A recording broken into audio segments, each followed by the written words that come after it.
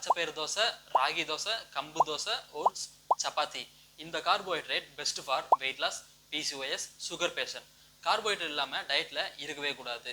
ஏன்னா நம்ம பிரெயினுக்கு கண்டினியூவாக எனர்ஜி சப்ளை ஆகிறது கார்போஹைட்ரேட் இருந்து தான். இந்த கார்போஹைட்ரேட்ல இருந்து எனர்ஜி சப்ளை ஆகலைன்னா நம்ம பிரெயின் ஃபங்க்ஷன் வந்து ஸ்லோவாயிரும்.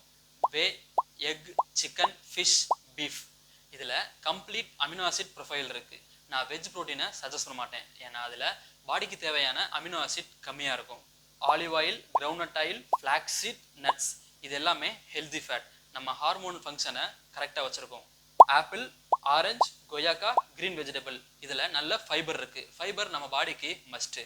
ஏன்னா நம்ம இன்டேக் பண்ணுற ப்ரோட்டீன், கார்ப், ஃபேட் இதில் உள்ள நியூட்ரிஷன் போக வேஸ்டேஜை ஸ்மூத்தாக எக்ஸிட் பண்ண ஹெல்ப் பண்ணும். உங்கள் கோல் வெயிட் லாஸாக இருந்தாலும் சரி, வெயிட் கெயினாக இருந்தாலும் சரி, நான் கொடுத்த இந்த ஃபுட் லிஸ்ட்டில் ஃபுட்டை சூஸ் பண்ணி உங்கள் கோலை அச்சீவ் பண்ணுங்கள். இது மாதிரி ஃபிட்னஸ் டிப்ஸ்லாம் தெரிஞ்சுக்கிறதுக்கு என்னோட சேனலை சப்ஸ்கிரைப் பண்ணிக்கோங்க. மறக்காமல் அந்த பெல் ஐக்கானை ஆல்ல போட்டுருங்க. நெக்ஸ்ட் வீடியோவில் பார்க்கலாம். பாய்.